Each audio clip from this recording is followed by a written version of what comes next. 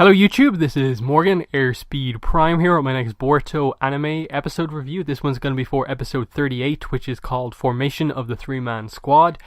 And this was an interesting episode. I thought it was, in terms of the plot stuff that happened, it was an interesting one, because it's always just interesting to see the teams form. I don't think it was like the most amazing use of that kind of setup, which I think had a lot of potential. But it was just fun to see the teams come together and get the confirmations that we needed. I think the really weak aspect of this episode was that a decent amount of the animation in this episode wasn't great. Especially on Naruto. I felt like just very few scenes with Naruto in this episode, it felt like they weren't able to like just draw him properly at times. And it just, especially around the face, it just felt like they just didn't know what to do.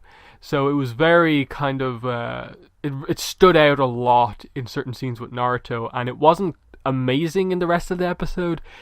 But at the same time, like I'm not gonna say it was awful or anything like that. It was still, watchable, but just some scenes were not particularly good. And I don't bring up the animation too often because most of the time I don't ever notice it being like too bad. You obviously notice it when it's good, and you kind of notice it when it's really bad, but I'm usually accepting of it just being kind of okay most of the time.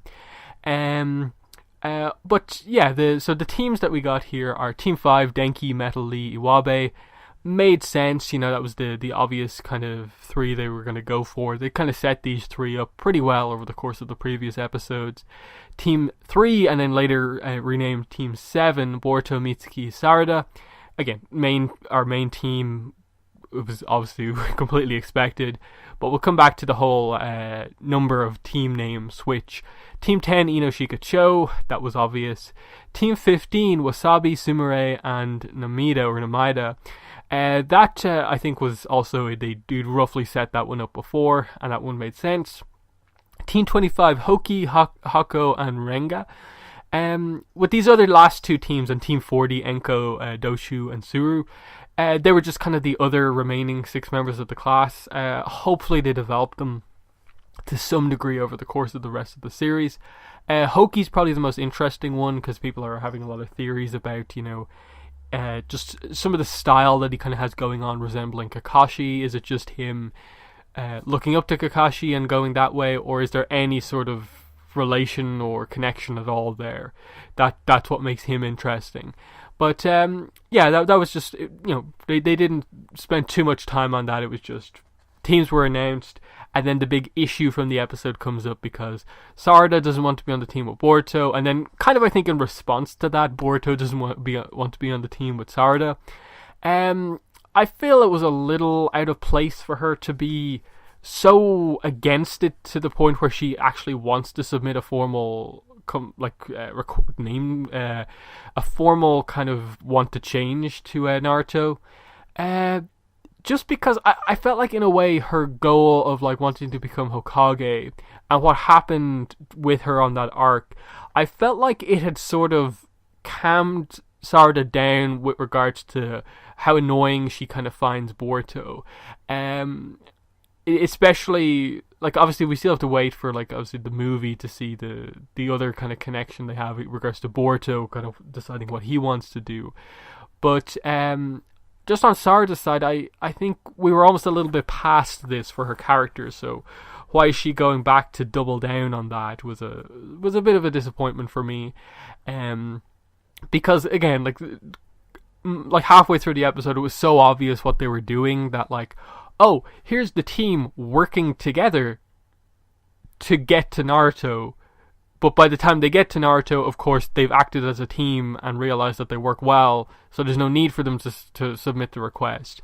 And just the fact that none of them realized that this is what they were doing, and they kind of had to have it pointed out to them, kind of when Konohamaru arrived with the fight with Mirai.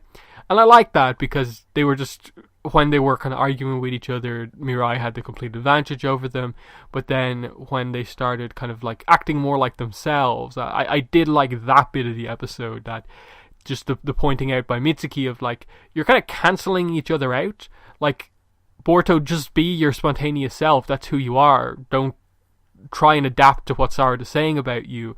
And then Sarada, stop getting so flustered by Boruto being the way he is. Just focus on being the kind of more thoughtful, strategic character that you are. And that really gave them the advantage, and they were able to get one over on Mirai and get to Naruto. But by that point, the request was actually to change the team from Team 3 to Team 7. And I know some people have a slight issue with this, of like, really, that's what they're doing here? They request to get the Team 7 name? I thought we were trying to make these characters unique and not so linked in with the old crew. But I think this one made sense because it was with the intent of Sarada saying that we want the name so that we kind of, in a way, have this goal to strive towards, that we want to be a better Team 7 than you guys were. And it's just this thing, it's this thing that's going to drive them forward, of just, they have the legendary team number and they have that to live up to, but they also ultimately have an end goal of wanting to try and surpass them. So while I don't think it's quite a Sarada wants to be Hokage level of like goal for the future, it's something just to keep an eye out on, of just that they've all agreed and set this in place. In a way, I think one opportunity they perhaps missed was just giving Sarada and Mitsuki a little scene together, separate from Boruto, just because that's the dynamic within the team that we're not particularly sure about. How those two, just as individuals, kind of what their dynamic is.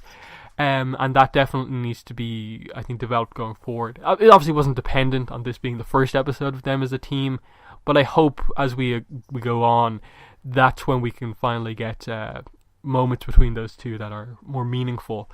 But Mitsuki's role here, I like that they're kind of still acknowledging that in a way he's almost like a level above everyone else, and kind of almost everyone's aware of it, in the fact that he's able to analyze why Boruto and Sarada are so strong, and kind of how they can improve in the battle ahead of them, and he just acted as support for the two of them. So it'll be interesting to see when they notice kind of how good of a team player he is, that he has become. But that's about it, really. I think some of the action was pretty cool with Mirai, seeing obviously using the chakra blades of Asuma, and using the kind of genjutsu of Kurenai. Just she has elements of both of her parents, but is her own kind of personality. She's a Chunin, they establish here, and I like that she kind of was a little tad overconfident with the Genin here, and they kind of made a little bit of fun of her at the end when she was actually kind of defeated in the end, and she's kind of left hanging off the bridge like she is. That and the Konohamaru scene of him revealing that, we're cousins, were quite nice scenes. I hope we get to see more of Mirai, so we get her personality to come out a bit more. That was, I think, most of the episode. Next week looks to be a very interesting episode, in that it seems like we're finally getting the anime adaptation for the kind of Mitsuki or Ochimaru one-shot. So that's going to be really cool to see. I don't know if they'll just do it in one episode. I can see them maybe doing 2 episodes to just give it the time it needs. But if they can do it in one, that's fine as well. I think it's about time now to reveal the, I suppose, secrets behind why Mitsuki is kind of so skilled, and kind of what he's been hiding. That, let's not forget, in the middle of the graduation exam, he defeated Shino, and the only thing that Shino didn't use against him was his like almost insta-kill insects that he has. So that speaks to how powerful he is, and that there's that energy power that he was about to use, which we cut away from, and we'll hopefully get to see that next time out. But that's been my review for this episode. In the comments, let me know what your thoughts were on the episode. Did you agree with me that the animation was a bit off this episode at parts? And what were your thoughts on just the general dynamic here? Did you agree that Sarada was the conflict here with Sarada was a bit kind of, going back a few episodes with her character, and didn't create for the best plot, but still it was interesting enough. But yeah, that's been the video. Thanks for watching, and bye.